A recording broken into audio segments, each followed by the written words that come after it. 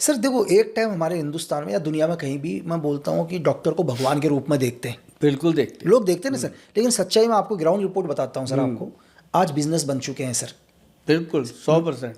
मतलब मैं जाऊंगा, वो मुझे इतनी टेंशन दे देंगे ना सर, होगी बीमारी मेरे को छोटी सी, लेकिन वो इतनी टेंशन दे देंगे कि मुझे कहेगा मुझे तो इलाज ही कराना है। और दुनिया में आदमी हर चीज पर पैसा, मैं सब्जी लेने जाऊं 2 रुपए कम बोलूंगा किसी भी चीज में, मैंने कभी नहीं देखा कि आदमी बोले यार किसी डॉक्टर से रेट कम कर दो, दवाइयाँ कम कर दो। लेकिन आज के टाइम में हॉस्पिटलों का हालात हर इंसान को पता है।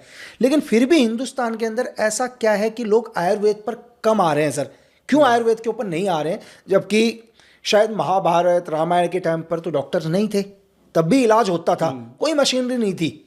तो क्यों, एक मेन वजह ऐसा क्या है? या तो लोगों को जानकारी नहीं है सर। ये एक बहुत बड़ा मैसेज श्री राम जी ने दिया था लक्ष्मण जी को मूर्छित होने के समय कि आयुर्वेद की जड़ी बूटी कितना काम करती है।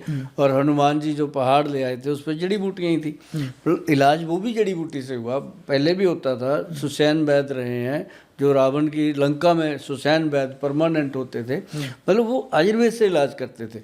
तो अभी क्या हुआ कि धीरे धीरे जब अंग्रेज आए अपने देश में, उन्होंने आकर के अपना पैर जमाया, तो सबसे पहले तो उन्होंने अपनी जो आयुर्वेदिक की यूनिवर्सिटी है उसको ध्वस्त किया।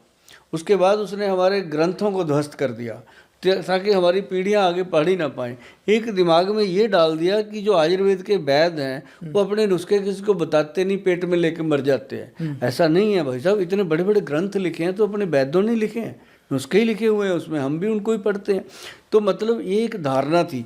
लेकिन जब से कोरोना ने अपनी करवट बदली तो कुदरत को अपना रंग दिखाना पड़ता है। बिल्कुल। जब कोरोना शुरू हुआ तो उस समय जाकर के अपने यंग बच्चे जो यूथ है उसको ये पता चला कि हल्दी की ताकत क्या है, तुलसी की ताकत क्या है, अदरक की ताकत क्या है, हमारी रसोई की क्या ताकत है। तब बच्चों को पता चला। अब जा कर के आप देखेंगे, जो मैं फील करता हूँ सर, मेरी डेली की 200 से ज़्यादा ओपीडी है पेशेंट की, और वेटिंग है 2-3 महीने की। अगर आज कोई वेटिंग मांगता है तो 2-3 महीने लगते। तो आयुर्वेद की तरफ लोग कन्वर्ट हुए। लेकिन आयुर्वेद में वो चाहते हैं कि कोई ऐसा इंसान मिल जाए जो लिखे सोने की भस्म डालता हूँ तो डाले भी ना, ऐसा ना हो कि वो डाले ही ना। तो इसके कारण थोड़ा सा आयुर्वेद पीछे रह गया कि कुछ ऐसे बीच में वैद्य आए, कुछ ऐसा काम हुआ कि कुछ कंपनियों ने भी किया बीच में कि सोने की भस्म से बनने वाली चीज़ें थी और उन चीज़ों में मात्रा कम कर दी। किसी ने 3% डाल दी, किसी ने 10% डाल दी, जबकि जो मात्रा होनी चाहिए वो होनी चाहिए। तो वो आयुर्वेद इसलिए अब, लेकिन हमारा सारा यूथ, अब सबसे बड़ी पावर जो अपना ये आया गूगल गुरु, ये गूगल गुरु ने लोगों को बहुत अवेयर किया। बच्चे उसको देखते हैं जा करके कि सोने की भस्म के क्या फ़ायदे हैं, अश्वगंधा क्या करता है, गोक्षूरा क्या करता है, सफ़ेद मूसली क्या करती है। अब बच्चे बोलने लगे हैं, मज़ा आता है जी। जब मेरे पास आते हैं छोटे बच्चे, बोलते हैं अंकल वो जो च्यवनप्राश आपने बनाया वो हम भी खा सकते हैं। मैं कहता हूँ बच्चे मज़ा आ गया, खा चाहे ना खा, मैंने बीज बो दिया बच्चों में कि ये चीज़ें हैं। नहीं सर, आपके च्यवनप्राश पर आएंगे। हाँ। आपके जितने भी है, मैंने पूरा मैं रिसर्च करके आया हूँ। और एक सबसे अच्छी चीज़ जो मुझे लगी सर,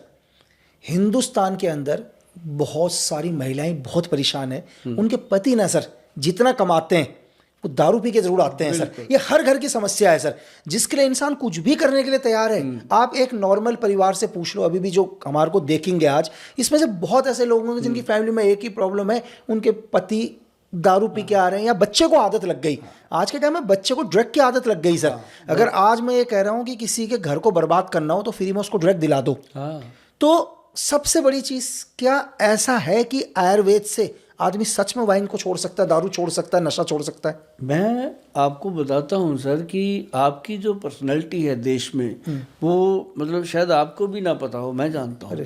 तो मतलब आपके सामने बैठ के ऐसी बात करना कि जिस बात का कोई तर्क ना हो, वो तो अपने आप में गलत होगी। पर मैं आपको ये बात बता दूं कि जो शराब छुड़ाने वाली बात है वो है कि एक औषध आयुर्वेद में बना जिसको हमने लिक्विड में भी बनाया और कैप्सूल रूप में भी बनाया। उसका नाम दिया हमने लिवर्जन डीएस, लीवर के लिए, क्योंकि वो लीवर को एक्टिव करती है। मैं उसका आपको व्याख्या करूंगा कि करती क्या है। अब लोग मुझे पूछ लेते हैं, बहनें पूछती हैं, क्योंकि आदमी आप तो आते नहीं, वो लेडीज आती हैं बेचारी। अब उनकी पॉकेट मनी भी नहीं होती, उनको पैसा भी नहीं देते वो कि दवाई लेके आ, क्योंकि वो तो लेने नहीं चाहते, बिल्कुल है ना। तो वो बेचारी कहती है मैंने अपनी माँ से पैसे उधार लिए, भैया मैंने अपने भाई को फ़ोन करके लिए, है ना। कहती भाई भी मेरा पीता पीता है पर उसने मुझे दे दिया, भाभी को नहीं देगा। तो मतलब ऐसे ऐसे बातें आती हैं मेरे पास कि, और लेडीज़ की पॉकेट मनी भी नहीं होती, मुझे उनके साथ कई बार कंप्रोमाइज़ करना पड़ता है पैसों में कि कम दे दो या ज़्यादा। मैं कहता हूँ जो एक बार शराब छूट जाए आपके घर की, जैसे मर्जी कर लो। तो शराब छुड़ाने के लिए जो हमने औषध बनाई ना जी, उसके अंदर हमारे जो सीनियर वैद्य हैं, वैद्य अनिल कुमार जी हैं, जो मतलब आयुर्वेद के रिसर्च स्कॉलर हैं, उन्होंने बनाया था। तो मैंने सबसे पहले बोला कि अगर कोई इंसान शराब पीता है, वो छोड़ना चाहता है, तो इसका 100% रिजल्ट आता है। अगर वो नहीं छोड़ना चाहता तो उसको मेरी बहन कोई भी दवाई दे सकती है बिना साइड इफ़ेक्ट के, प्रॉपर उसका मेंशन है सारा, कोई कलर नहीं, कोई स्मेल नहीं, कोई टेस्ट नहीं। और 2-3 महीने में हमारा जो पेशेंट होता है वो शराब पीना बंद कर देता है, और उसके बाद हम उसको 3 महीने और देते हैं ताकि वो दोबारा कभी लाइफ में शराब की तरफ मुँह ना करे। तो ये इसका जो सबसे बड़ा रोल है क्या है कि जो इंसान शराब पीता है, ये अब देखो फर्स्ट टाइम कोई शराब पीता है, अब देखना उससे बात करके, पहली बार जब पिएगा आधा घूंट 1 घूंट भरेगा, बॉडी लेती नहीं, गलत चीज़ को अपनी बॉडी कभी नहीं लेती, वो ऐसे ऐसे करके ऐसे ऐसे करके नहीं लगा। तो लेकिन वो धीरे धीरे वो शराब उसके अंदर जगह बना लेती है। अब शराब कैसे जगह बनाती है कि उसका जो ब्रेन है, उसके जो सेरोटोनिन हार्मोन है उसको वीक करती है, और सेरोटोनिन हार्मोन जब वीक होता है तो आदमी को अल्कोहल लेना पड़ता है। अब जैसे मान लो आपने देखा होगा सर कि कोई इंसान दूध पीता है, मान लो अपने मेरे फादर दूध पीते थे, उन्होंने पूरा जीवन दूध पिया, वो शाम को 1 ही गिलास पीते थे। अब शराब वाला 1 गिलास से 10 गिलास पे कैसे आ जाता है ना, वो तो बढ़ता नहीं है। तो मतलब ये है कि शराब का हार्मोन को डिस्टर्ब, और दवाई जो हमने बनाई वो हमने कोई शराब छुड़ाने की दवाई नहीं बनाई, हमने लीवर को, ब्रेन को एक्टिव कर देती है वो, और साथ ही उसके हार्मोन को एक्टिव करती है। अब जैसे आदमी शराब पीने लगता है तो उसको उसकी स्मेल इतनी गंदी लगती है वो छोड़ देता है, और जब तक उसको स्मेल गंदी नहीं लगेगी वो छोड़ेगा ही नहीं। कुछ हो जाए, पहले लोग देते थे गलत सी दवाइयाँ पंजाब में, ये कि उल्टियाँ लग गई, बंदे को खराबी हो गई, तो वो चीज़ गलत थी। तो ये ऐसा बना चीज़ कि अंदर से बॉडी को इम्प्रूव कर दिया और उसकी शराब छूट गई। और उसके बाद बहुत ऐसे कपल मेरे पास आए हैं जी, जो आके थैंक यू करके गए हैं कि गोयल साहब मेरी सचमुच इच्छा थी कि मैं छोड़ दूं, पर मेरी वाइफ ने आपसे दवाई ली है, मुझे पता था चोरी दे रही थी, लेकिन मैं चुपचाप ले रहा था कि मेरा भला ही कर रही है, पर हुआ बहुत।